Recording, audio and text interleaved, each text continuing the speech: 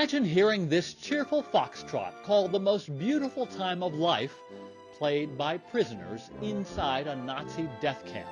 In fact, this is the first time anyone's hearing this arrangement, since it echoed off those stone-cold walls of Auschwitz some 75 years ago. I decided I would just take the time and go out there and take a look for myself. In 2016, University of Michigan music theory professor Patricia Hall visited Auschwitz, where she had heard that somewhere in the archives there might be songs produced by prisoners inside the camp. Hall discovered sheet music with prisoner ID numbers belonging to Antony Gargoul, Maximilian Pilat, and a third unidentified prisoner. The three either offered or were ordered to come up with light-hearted music for the entertainment of their Nazi captors. I just stopped in my tracks and stared at some of the titles I was seeing. Hall couldn't wait to copy the sheet music and get it back to the university, where she could give it to the school orchestra to perform.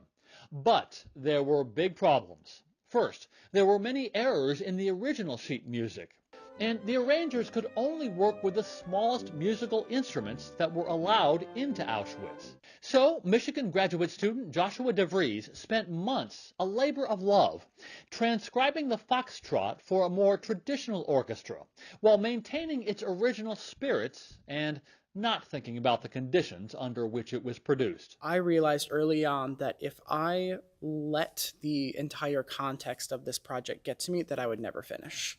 The orchestra members, like Dana Johnson, also had trouble imagining it. It was crazy. It was very, very emotional, I think, for all of us, and just a really, really cool opportunity to be a part of kind of bringing this back to life.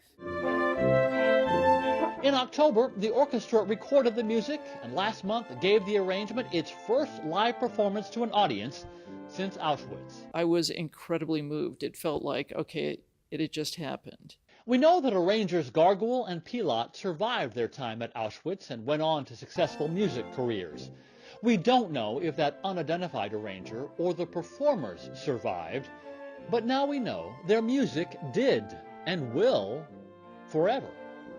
Andy Roschen, I-24 News, Ann Arbor, Michigan.